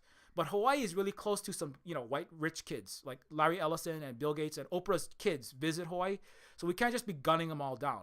But there are portions of the U.S. that just want to murder all the Hawaiians. And they're ready to do that. But the next best thing is displace them all, push them out of Hawaii, mass impoverish them, ban their language and culture, steal all the water and land that they can, annihilate, get rid of all the people, everyone that is actually helping Hawaiians, get rid of them, right? Take them out of the Department of Land and Natural Resources, put our people in, and hopefully over time, there will be no Hawaiians left. Push all Hawaiians to Vegas, call it the Ninth Island, just disintegrate Hawaiian identity, right? COINTELPRO, they also do all those things too, but maybe we won't just kill them all like we kill everyone in the Middle East, right? We just kill, the police regularly murder Hawaiians. That's true. It's suspected that the Hawaiians, George Helm and other Hawaiians that were were trying to stop the Maui land grab. It was suspected that the U.S. murdered them at sea because they died mysteriously right around that time. So the U.S. does just murder Hawaiians on a regular basis, right?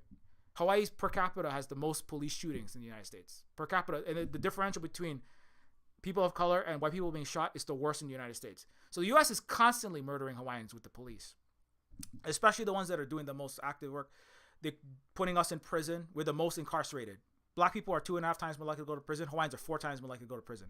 So the U.S. goal would be to either imprison every Hawaiian, shoot them with the cops, starve us all, and whatever you can't do, eradicate the culture, right? Rip up all the culture and just set it on fire.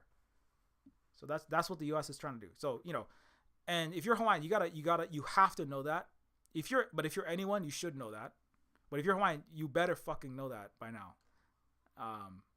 But most Hawaiians do. Most Hawaiians understand that. As this Kanaka is forced to leave his position for something he had no control over, the real question is, why don't the sirens go off? Yeah, and also, why didn't the sirens go off? If you want my take, the U.S. used the wildfire as a Hawaiian killing mechanism, the same way they used the fire in 1900. Where they set 10,000 plus people's homes on fire, and white cops and white armed men forced the Hawaiians and Asians back into the fire. So when fires are good ways to kill mass numbers of indigenous people, non-white people, collectivists, communists, socialists, anything that's positive, right? Fire is a really fast way to kill a lot of them.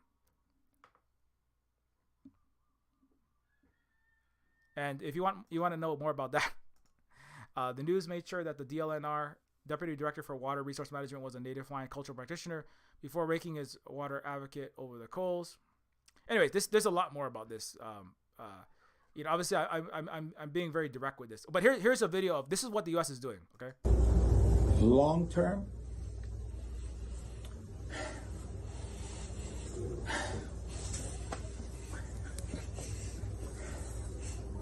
We need to get our people back home.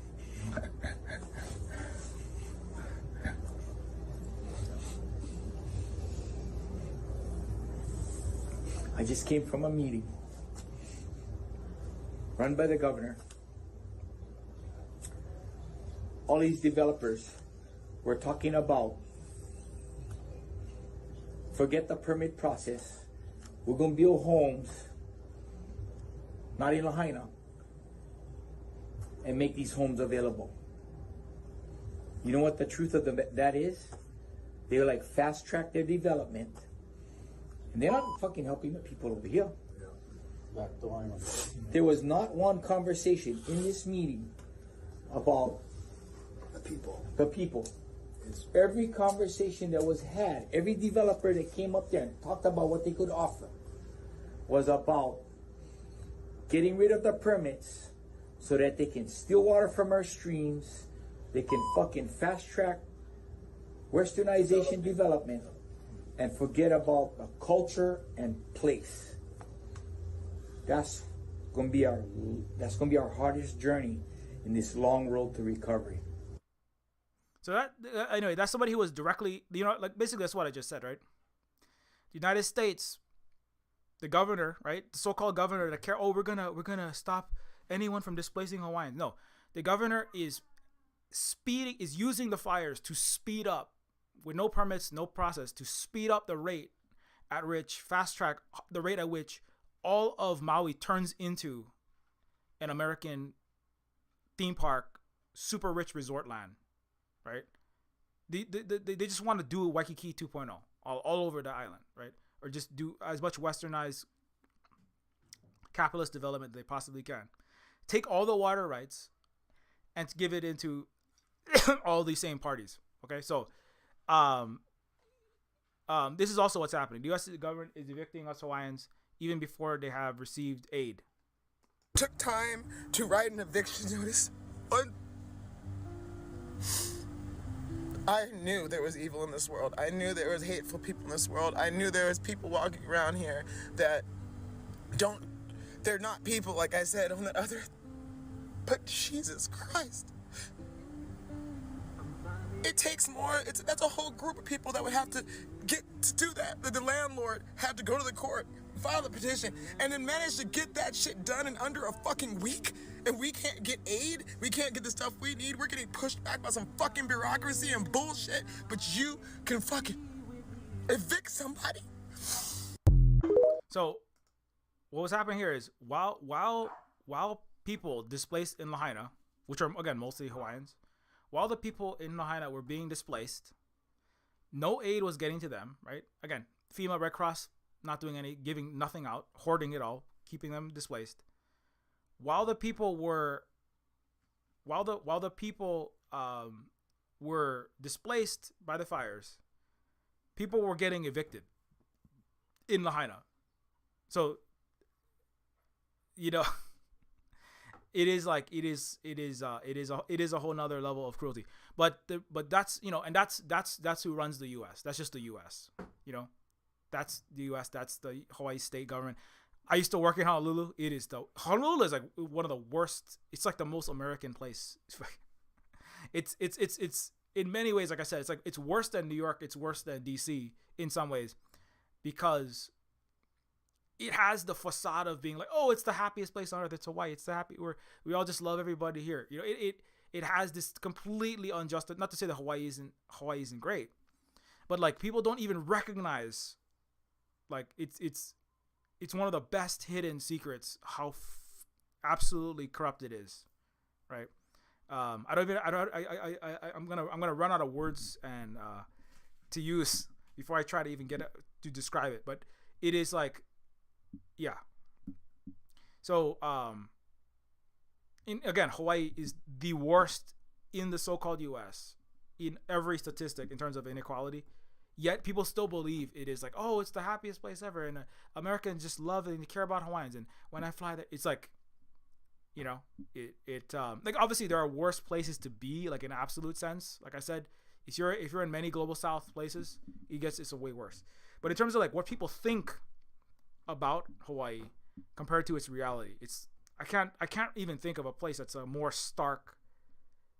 The reality is so starkly different from the international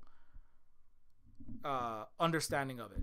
You know, Hawaii is literally just an idea. Part of it has to do with the tourism industry and, you know, that whole history, and it has to do with the U.S. empire and the U.S. needing it for its global imperial headquarters of the Indo-Pacific Command, headquartered very close to Red Hill. So, but anyways, okay, it's already getting late. I kind of I'm not in my most greatest form. But I just wanted to point out like a lot of these things that have been happening. Also, I want to point out teachers at daycare based educated actually read my anti-imperial threads from a Native Hawaiian perspective. Western so-called leftists regurgitate imperial talking points. So,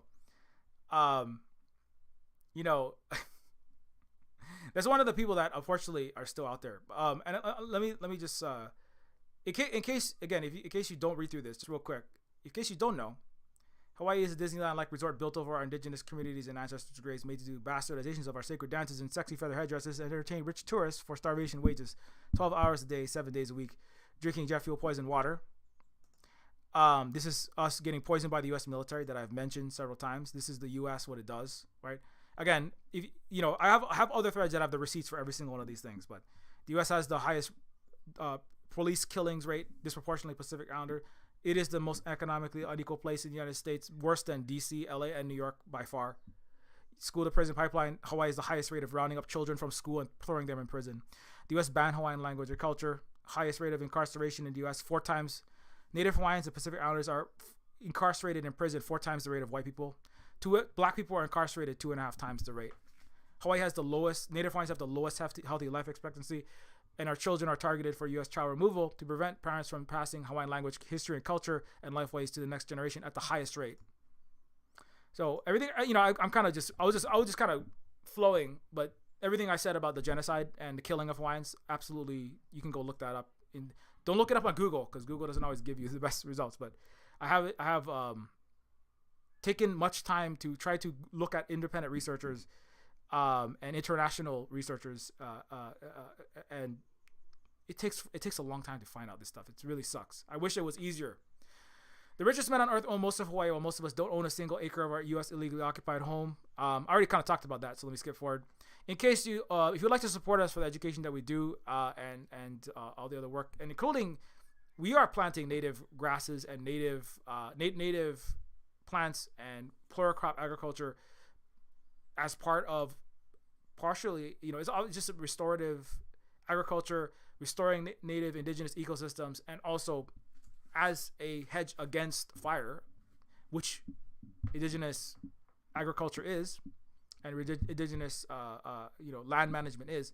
U.S. occupied Hawaii is living sardine pack 22 in an apartment next to meth labs, paying $3,000 a month, getting raped by Americans in tacky hotels, especially U.S. soldiers, and then be arrested for speaking your own language, dying in prison, or of diabetes at age 39. This is Kalekoka Eo, a professor of Hawaiian language who was arrested for speaking Hawaiian in court.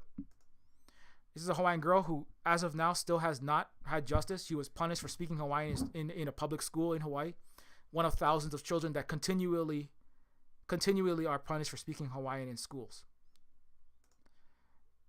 If you're homeless in Hawaii, many homeless youth, Hawaii is one of the highest rates of homelessness, and homeless Hawaiian children are routinely forced to survival sex at the hands of the U.S. military, at the hands of visitors, especially white dudes.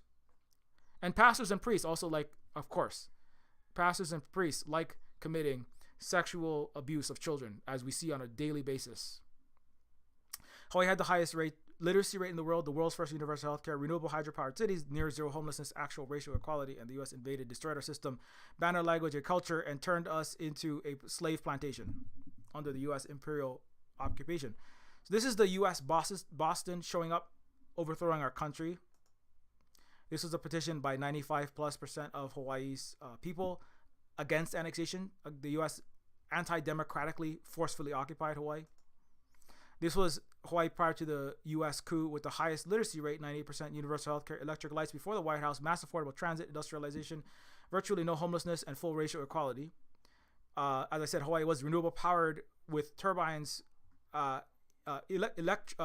renewable hydro turbines powering the country with no charge electricity. Post-coup, the United States private Hawaiian Electric Company that let Hawaii burn by allowing its power lines to not be maintained. One of the causes setting the Maui fires.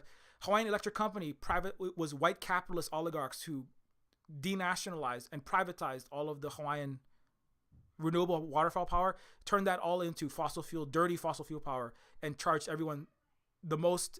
Hawaii is charged the most of any place in the United States. Another one of Hawaii's the worst, right?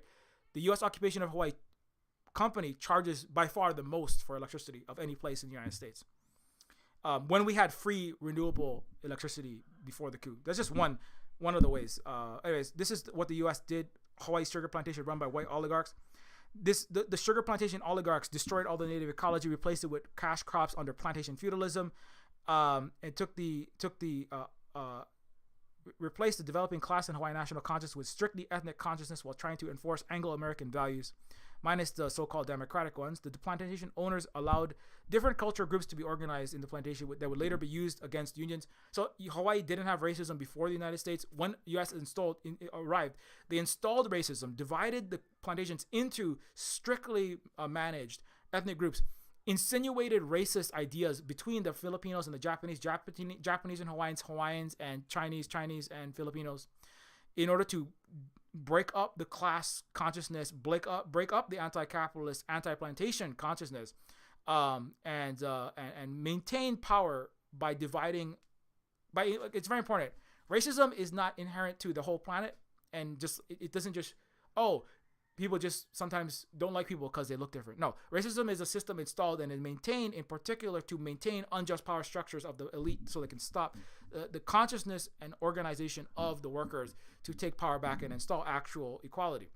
And so prior to the U.S. occupation, there was cooperation between Hawaiian and Chinese worker cooperatives called Hui. After that, it was total slave plantations, inequality, mass underdevelopment, mass big agricultural, destructive cash crops, replacement. Hawaii was food secure and fed millions of Californians. That's how productive Hawaii was. After the coup, all the food system was destroyed, replaced with sugar plantations, sold by racist Confederate slave plantation style plantations, sold that sugar for profits. That sugar plantations that are gone now, we've been replaced by a lot of grass, non-native grasses that are the tinderbox that set 100 people into their death in the Maui fires. So everything is the U.S.'s fault in reality. This whole fucking thing. Many Americans think Hawaiians lived in huts prior to colonization. The U.S. actually deindustrialized Hawaii before 1898. We already had mass transit railroads. The city of Honolulu had nationalized renewable hydropower before the White House had electricity. And 54% of Americans can't read above a 6th grade level today. Teachers quit in droves with trillions in student debt, which graduates cannot pay. In a stark contrast to Hawaii's universal free quality education. We had the world's highest literacy rate. So part of the reason why Americans don't have democracy is because they don't have education. They can't even read. But being able to read doesn't equal education. See, Hawaiians not only could read at a higher level than the average American in the 1850s, Hawaiians also understood world history and economics and understood what colonialism was, right? Unlike Americans, they don't even know. Americans are being banned from even reading a book, let alone understanding who their country is. So, but that's also why Hawaii had socialism, is because we had an education system. We had a literacy system, education system, and then we had also a true history and economics teaching system. 54% of American, that's just receipts on that. Also, the U.S. is still not going to forgive your student debt. U.S. is killing teachers, sadly, or just crushing teachers, I should say, not literally shooting them, as far as I know. Anyways, so this is just more of that stuff I was talking about earlier, but I kind of didn't have it up on the screen at the time. Sovereign country of Hawaii had black citizens before the U.S. Civil War. In fact, U.S. slaves that stepped onto Hawaiian soil were considered free. Chinese were full citizens in Hawaii as the U.S. chained them up to build railroads and the West Coast. With terrible racism and lynching of Asians. This is the citizen certificate for an African person who became a slave in the United States, became free in Hawaii in the mid-1800s. His name was Moses Allen. Dr. Anthony D. Allen, known to Hawaiians by Alani, was born into slavery in 1774. In Hawaii, he became a successful businessman after fleeing slavery. Among contributions, he started the first bowling alley in Hawaii. He built the first carriage road up Manoa Valley. He built a school and ran the first hospital for American seamen in Honolulu in the 1800s. Sorry, in the 1700s. So again, you could be a successful black business person, do lots of amazing things in collective prosperity in Hawaii. When America and all of the West was too busy slave trading you. Nowhere in the West are you considered an equal citizen as a black person. You can only be a token racist imperialist like Kamala Harris or Oprah. Nowhere can you be a prosperous, actually respected as a full human being black person. Nowhere. Definitely not anywhere NATO is bombing. That's for damn sure.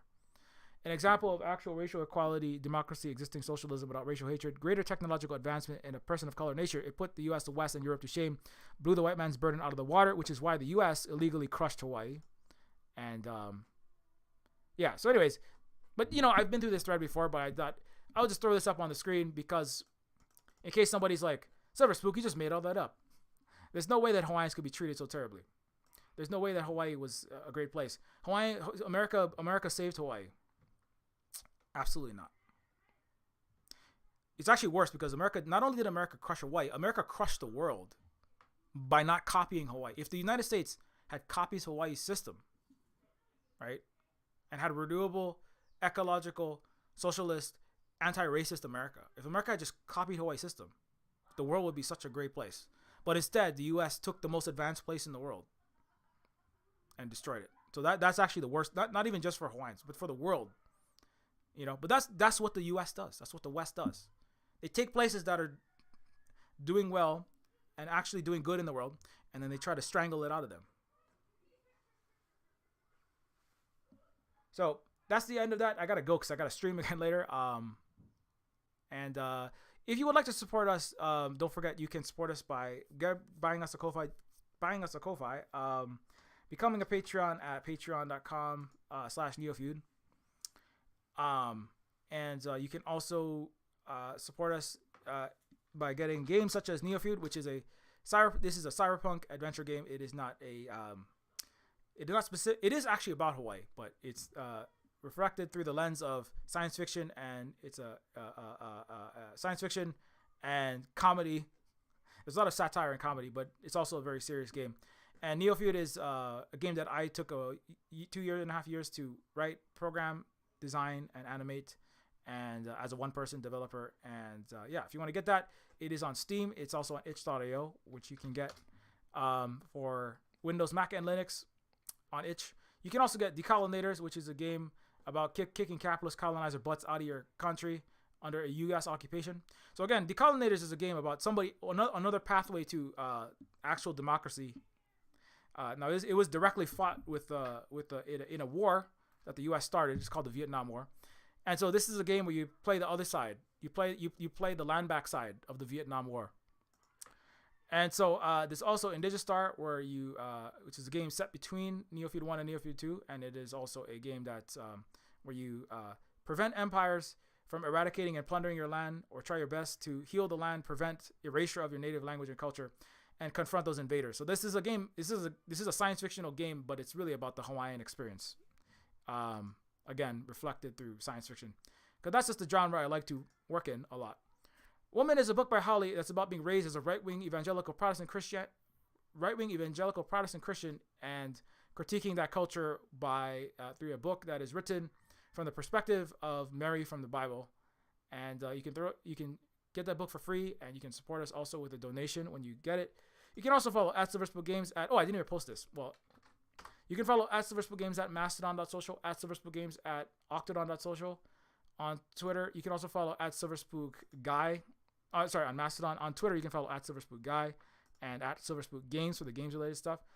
I also sometimes dress differently than I currently am, and so as a Mahu person, which is a third gender in Hawaii, that's similar to gender fluid, non-binary, and trans, and all of those things, but doesn't really equate to any one of those things.